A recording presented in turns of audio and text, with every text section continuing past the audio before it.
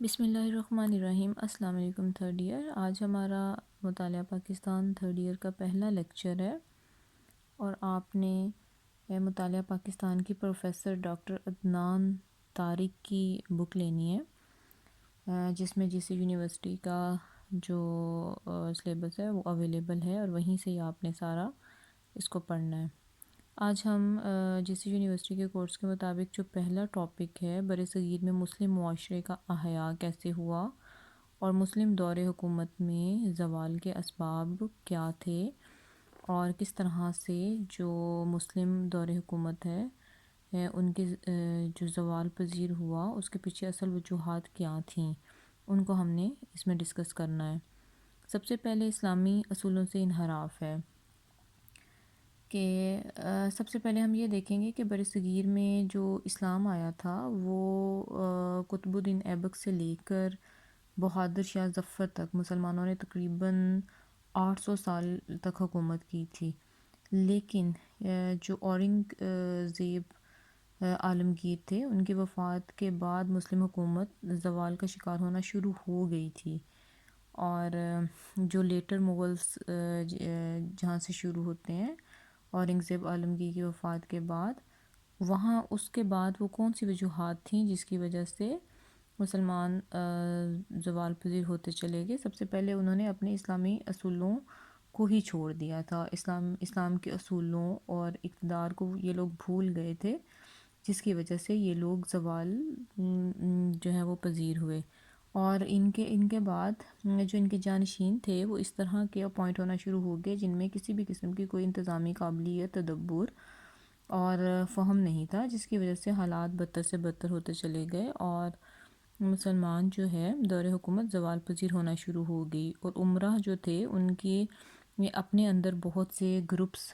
پیدا ہونا شروع ہو گئے، اور ہر گروپ کی یہ کوشش ہوتی تھی کہ وہ جو اس وقت کا بادشاہ تھا اس کو کٹ پتلی کے طور پر صرف اپنے فائدے کے لیے استعمال کرے، اور ان میں کسی قسم کی کوئی بھی پولیٹیکل سٹیبلٹی اس وقت نہیں تھی، کوئی انڈرسٹینڈنگ نہیں تھی، جس کی وجہ سے ہمیشہ ہی مرکز کو نقصان پہنچتا رہا اور مسلمان جو تھے دور حکومت جو تھی زوال کا باعث بنی۔ اس کے بعد تخت نشینی کے لیے خانہ جنگی ہوتی رہیں، اور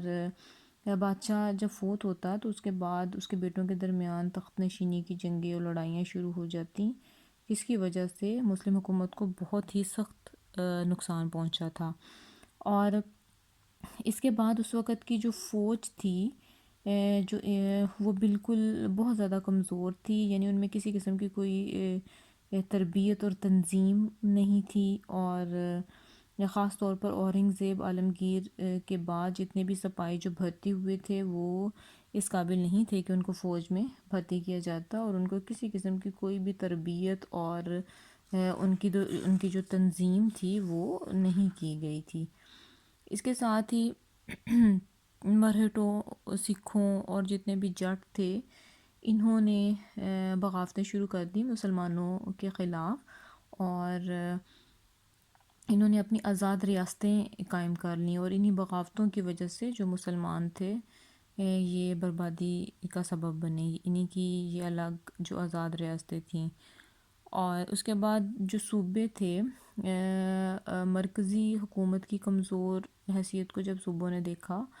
تو بہت سے صوبے خود مختار ہو گئے تھے، جن میں بنگال، دکن، اڑیسہ، اودھ وغیرہ کے صوبے خود مختار بن گئے تھے، اور انہوں نے مرکز کو چیلنج کرنا شروع کر دیا تھا۔ اس طرح مرکزی حکومت دن بدن بہت زیادہ کمزور ہو گئی تھی، اور یہ لوگ اقتصادی بدحالی کا شکار تھے، جیسا کہ اس وقت تخت نشینی کے لیے جنگیں ہو رہی تھیں، غیر مسلموں کی بغاوتیں ہو رہی تھیں، اور صوبوں نے خود مختاری کا اعلان کر دیا تھا، جس کی وجہ سے جو اسلامی سلطنت ہے وہ اقتصادی بدحالی کا شکار ہو گئی تھی، چونکہ فوج بھی بہت زیادہ کمزور تھی، خزانہ خالی ہو چکا تھا، اس کی وجہ سے یہ تباہی کا جو ہے پیش خیمہ بنی یہ تمام چیزیں۔ اس کے بعد ہندوؤں کا اثر و رسوخ بہت زیادہ بڑھ گیا تھا، جیسے کہ اکبر نے جو ہے متحدہ قومیت پیدا کرنے کی غرض سے ہندو امراء کی بیٹیوں سے بھی شادیاں کیں، ہندوؤں کو اہم عہدوں پر بھی انہوں نے رکھا، چنانچہ جو ہندو امراء تھے ان کو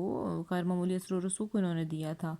جس کی وجہ سے جو تھا اسلامی حکومت جو تھی وہ بہت زیادہ اس کو نقصان پہنچا تھا۔ جدید تعلیم کا اس وقت بہت زیادہ فقدان تھا، جو جدید علوم کی جانب کسی قسم کی مسلم حکمرانوں کی کوئی توجہ نہیں تھی، اور وہ سیاسی ترقی کے میدان میں بھی دیگر قوموں سے بہت پیچھے رہ گئے تھے، اور جس کی وجہ سے یہ کسی بھی قسم کا کوئی جدید ترین جنگی آلات اور سامان بھی تیار نہیں کر پائے تھے، اور جس کی وجہ سے یہ بہت جو تھے پیچھے رہ گئے تھے۔ اور اس کے بعد جو اگلی وجہ ہے وہ ہے بیرونی حملے اس وقت بہت زیادہ ہو رہے تھے، یہ بھی ان کے ایک زوال کی وجہ بنی تھی، جیسے نادر شاہ اور احمد شاہ ابدالی کے حملوں نے مغلیہ سلطنت کو بہت زیادہ نیچے گرایا، اور جس کی وجہ سے مرہٹوں کے حوصلے بہت زیادہ بڑھ گئے تھے، اور انہوں نے بھی مرکزی حکومت کے خلاف بعد میں بغاوت کرنا شروع کر دی تھی۔ اور سب سے لاسٹ میں یورپی اقوام کی آمد شروع ہو گئی تھی، کہ یورپی جو اقوام تھے انہوں نے تجارت کے لیے نئی منڈیوں کی تلاش میں بر صغیر کا رخ کر لیا تھا، اور جب یہاں کی باہمی کشمکش اور کمزور سیاسی حالات کو اگر ہم دیکھتے ہیں تو تجارت کے ساتھ ساتھ انہوں نے سیاست میں بھی حصہ لینا شروع کر دیا تھا، جس کی وجہ سے جو ہے وہ 1857 کی جنگ آزادی کی ناکامی کے بعد پورے بر صغیر کے یہ حکمران جو تھے وہ بن بیٹھے تھے۔ اب یہ تو وہ تمام وجوہات ہیں جس کی وجہ سے جو مسلم دور حکومت ہے وہ زوال کا شکار ہوا تھا۔